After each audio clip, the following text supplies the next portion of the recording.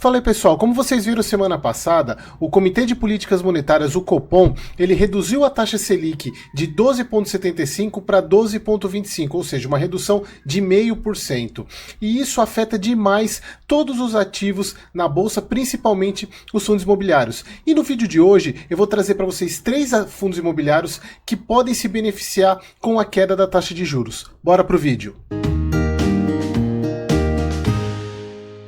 Antes de falar sobre os 3 fundos imobiliários, eu preciso explicar o que é a Selic, até para vocês entenderem por que os fundos imobiliários que eu vou falar, os setores principalmente, eles têm um grande impacto. A taxa Selic, a queda da taxa Selic vai ter um grande impacto neles. A taxa Selic, pessoal, é a nossa taxa básica de juros. É uma política monetária que o Banco Central usa para controlar a inflação. Pessoal, eu não vou explicar o que é inflação aqui. Nesse vídeo aqui, que é lá no começo do meu canal, eu explico em detalhes, assim, é uma baita aula sobre inflação.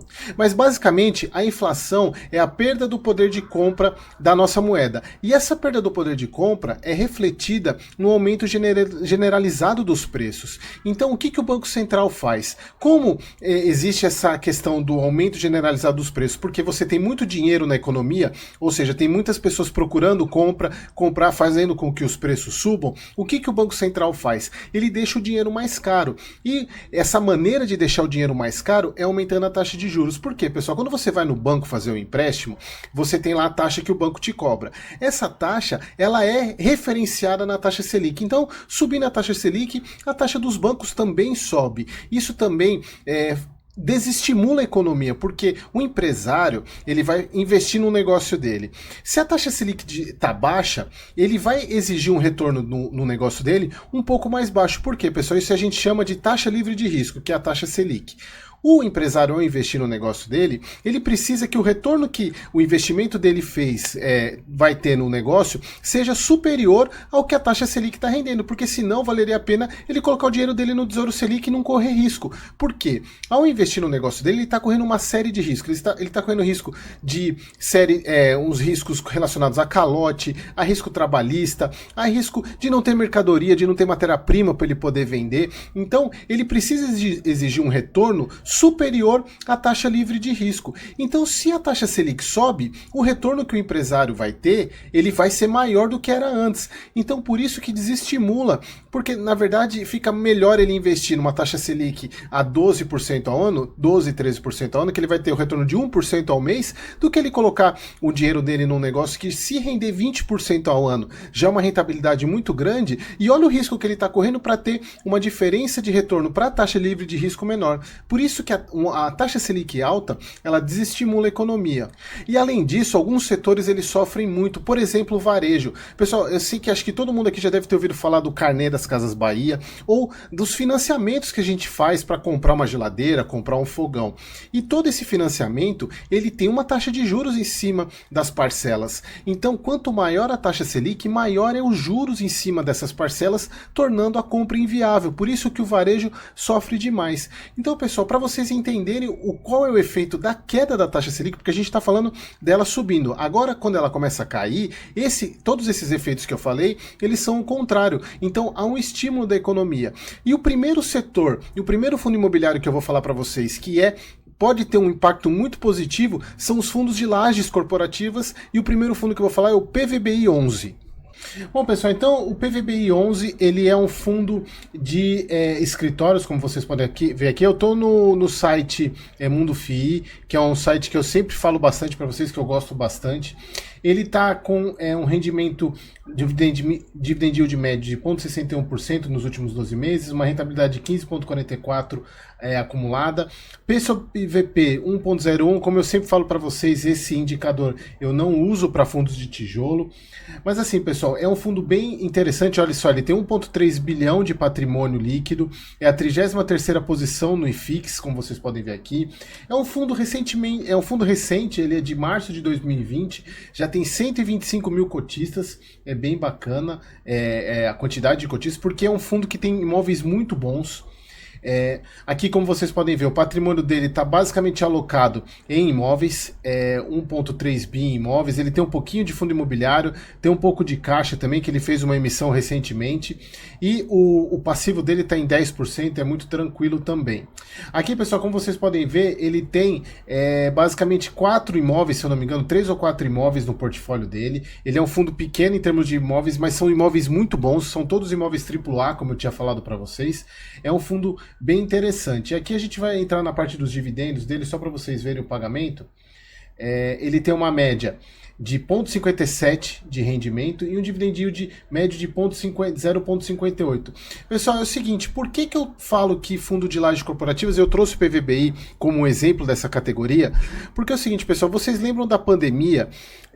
O que aconteceu com os fundos imobiliários de lajes, principalmente as lajes corporativas? Eu tenho certeza que você deve ter ouvido muito falar da questão de home office.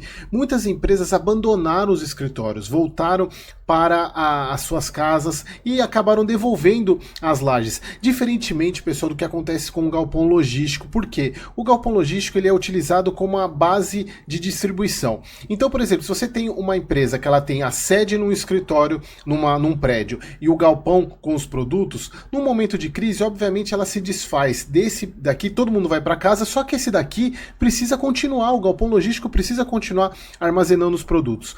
Então, pessoal, isso eu até falo bastante para os meus alunos na mentoria, que inclusive, se você tiver interesse, logo eu vou abrir a pré-matrícula, pré-inscrição para a terceira turma, mas vai ser só o ano que vem, a próxima turma. Mas os prédios de lajes corporativas, os escritórios, eles sofrem muito nos momentos de crise, porque eles são os primeiros a serem abandonados, os primeiros a terem renegociação de dívidas. Então, o fundo de laje corporativa, ele precisa ter você precisa ter um certo olhar, e nesse momento de com tendência de baixa da taxa Selic, provavelmente esses fundos vão se recuperar. A gente pode ver que a vacância desses fundos, ela está mantendo um padrão razoável, ela começou a cair um pouquinho, exatamente em função dessa questão das empresas começarem a investir mais novamente, principalmente com essa queda da taxa Selic. Então, os fundos de laje corporativa, eles são um bom indicativo da economia. Eu até falo bastante isso para os alunos, que eu, particularmente, eu não gosto muito de fundo de laje corporativa, mas o PVBI, se fosse para investir num fundo de laje corporativa, seria ele. O problema é que eu não consegui preço nele ainda. Eu sempre falo para quem me segue lá no Instagram ou aqui no YouTube, que a diferença de um bom ativo para um bom investimento é o preço que você paga. Então, o PVBI eu ainda não consegui preço nele, porque é um fundo com imóveis muito bons, ele é negociado num preço por metro quadrado muito elevado, então isso é refletido no preço da cota, o que deixa pontos de entrada muito difíceis. Eu tive alunos meus que entraram com pontos assim abaixo de R$95, entraram muito bem no PVBI. Então, pessoal, assim, é um fundo que eu tenho namorado ele há um bom tempo, só não consegui entrar ainda por causa de preço, mas é aquilo que eu falei, eu não gosto muito de fundos de laje corporativa exatamente por isso, porque ele é muito sensível a qualquer momento, a qualquer percalço da economia. Quando principalmente a gente tem crise, são os fundos que eles apresentam os maiores problemas exatamente por causa dessa questão de vacância. É muito mais fácil uma empresa mandar todo mundo para casa e devolver a área alugada. A gente tem, eu sou aqui do Rio de Janeiro, a gente tem prédios aqui que ainda não voltaram com a ocupação que tinham antes da pandemia. Alguns prédios em São Paulo também ainda não voltaram. Então, é um fundo que é um tipo de fundo, né, de lajes corporativas que tende a crescer bastante com a queda da taxa de juros, ou seja, deixando o dinheiro mais barato e as empresas investindo mais, precisando de mais escritórios para ocupar mais pessoas. Então, é um fundo que vale a pena você dar uma estudada, tá bom? E o segundo fundo que eu vou falar aqui para vocês é um fundo do segmento de shopping, que é o HSML 11. Mas antes de entrar no HSML, por que segmento de shoppings ele é afetado com a baixa da taxa Selic? Pessoal, como eu falei lá no começo, baixando a taxa Selic estimula a economia. E, pessoal, o brasileiro ele é rolezeiro, ele gosta de ir para o shopping. Tanto é que vocês podem, quem frequenta shopping ou é de cidades que tem shopping centers, vocês vejam a quantidade de pessoas que tem shopping. Mesmo depois da pandemia, vocês viram a quantidade de pessoas que voltaram a frequentar os shoppings. E o problema do shopping, como eu vi, teve a questão da pandemia, obviamente, que os shoppings ficaram um tempão sem pagar rendimentos, eu vou mostrar para vocês no HSML essa questão, mas como eu falei no começo, o varejo ele sofre muito, porque a questão dos financiamentos, dos parcelamentos das compras fica mais caro, e com a taxa Selic caindo, a compra fica mais estimulada, e nada melhor do que no shopping.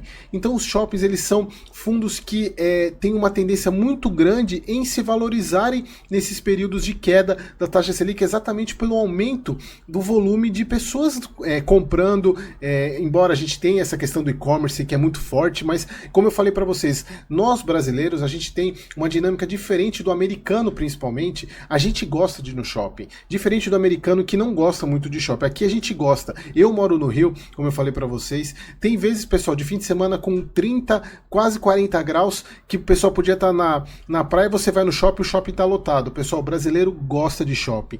E tendo um dinheiro mais barato, com um crédito mais facilitado, certamente os shoppings vão se sobressair nesse momento. Então, agora vamos para o HSML para eu mostrar aqui para vocês. Então, pessoal, como eu falei, o HSML é um fundo de shopping, ele está sendo negociado a um P sobre VP de 0,97, como eu sempre falo para vocês, ele não é um fundo, não é um indicador que eu uso para esse tipo de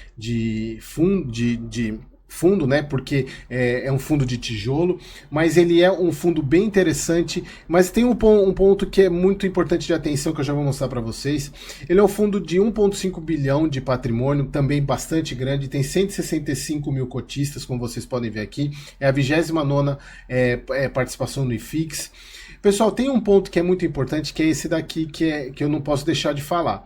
É um fundo que, inclusive, eu recomendo para os meus alunos a compra dele, num determinado preço, obviamente, mas ele é um fundo que a gente tem que tomar um certo cuidado porque ele tem uma alavancagem, ele tem um passivo muito grande, ele é bem alavancado, olha só, ele tem mais de 60% do patrimônio dele em dívida, então ele é um fundo extremamente alavancado, porém, essa alavancagem dele, o que ele usou, o recurso que ele usou para comprar os shoppings que ele comprou com esse recurso, o retorno é maior do que a dívida, então é uma alavancagem que vale a pena. Só que é aquele negócio que eu sempre falo, que inclusive eu trouxe do Bruno Perini isso. Quem tem dívida tem que torcer para tudo dar certo. Então, ele, por enquanto, está dando tudo certo. É um fundo, mas é um ponto que é muito interessante de vocês avaliarem, porque, inclusive, até para os alunos, esse ponto, na avaliação do preço, é considerado, tem um peso muito grande na hora de você chegar no preço máximo desse fundo, que é essa questão da alavancagem.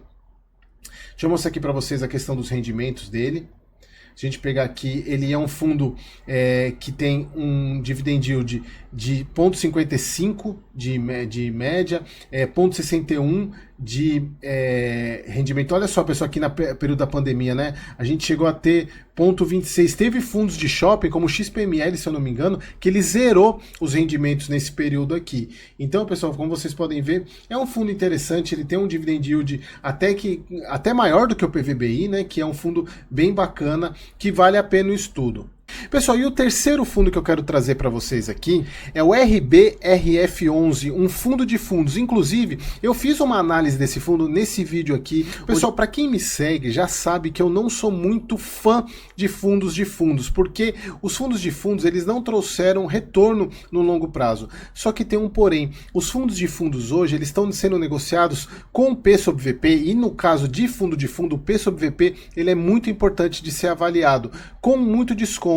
Então são fundos que, com a baixa da taxa Selic e a recuperação do mercado de fundos imobiliários como um todo, incluindo esses que eu falei, porque, por exemplo, o RBRF tem fundo de shopping dentro dele, tem fundo de laje corporativa dentro dele, então, com a recuperação dos fundos que tem dentro dos fundos de fundo, é capaz, obviamente, que os fundos de fundo se recuperem e tem uma valorização interessante nesse período de queda da taxa Selic. Então, pessoal, para uma alocação tática, isso eu vi de um seguidor meu do Instagram, que eu gostei muito dessa questão. Embora os fundos de fundo não tragam o retorno, como eu falei para vocês, fazer uma alocação tática para ganhar com essa valorização pode ser um ponto interessante. Mas deixa eu mostrar aqui para vocês o RBRF11. Então, como eu falei para vocês, ó, o RBRF11 é um fundo de fundos aqui, ele está com P sobre VP aqui, como eu falo para vocês, o P sobre VP para esse tipo de fundo é muito importante de se avaliar, então significa que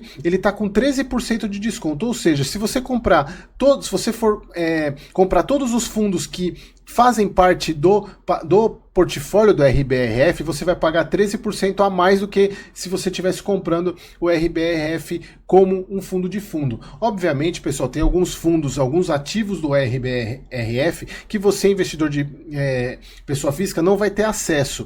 Exatamente por isso que, em alguns pontos, o investir por fundo de fundo é interessante. Inclusive, nesse vídeo que eu falei da análise, eu falo sobre isso porque o RBRF, para mim, é o melhor fundo de fundo nessa questão. Ele investe em ativos que você, pessoa física, não teria acesso. Então, pessoal, é um fundo de fundo, para escolher, para mim, é o melhor fundo de fundo que a gente tem hoje, embora eu não tenha ele em carteira, mas é muito interessante para quem está começando, inclusive. Ele tem um patrimônio de 1,2 bi, é o 39ª posição do IFIX, ele é um fundo mais antigo, já vai fazer 6 anos, fez 6 anos esse ano, né? Tem 108 mil cotistas. Aqui, como vocês podem ver, ele não tem nada de alavancagem, né? 1% do patrimônio está em alavancagem, basicamente, ele tem um pouquinho de CRI, CRA e CRI e CRA no portfólio dele. Na verdade, é só CRI no caso, né? Porque é só Fiagro que tem CRA. Então, basicamente, é fundo imobiliário. Aqui vamos descer, aqui vocês podem ver, pessoal, aqui é interessante, ó, você tem o HGPO, que é um fundo de escritório, ó, você tem escritório, shopping, escritório, shopping. Então, pessoal, como vocês podem ver, é um fundo que provavelmente com a queda da taxa Selic deve dar uma boa valorizada, então vale a pena pensar um pouco nessa questão de alocação tática. E para fechar aqui, pessoal, como vocês vão pegar os rendimentos dele aqui, é um fundo que paga 0,64 de média e tem um dividend yield médio de 0,72, o que é bem interessante se a gente for analisar. Mas eu não gosto, se a gente pegar até no Fundamentei, que é um site que eu uso bastante, o retorno desses fundos não é muito interessante, não passa de 8%, 9%, em alguns deles nem a inflação eles conseguem trazer. Então, pessoal, esses foram os 3 fundos que eu indico para vocês estudarem, que são fundos que podem ser muito interessantes com a queda da taxa Selic. E não necessariamente esses 3 fundos, mas esses 3 segmentos: lajes corporativas, shopping e fundo de fundos, tá bom? Então, pessoal, espero você no próximo vídeo e aquele abraço!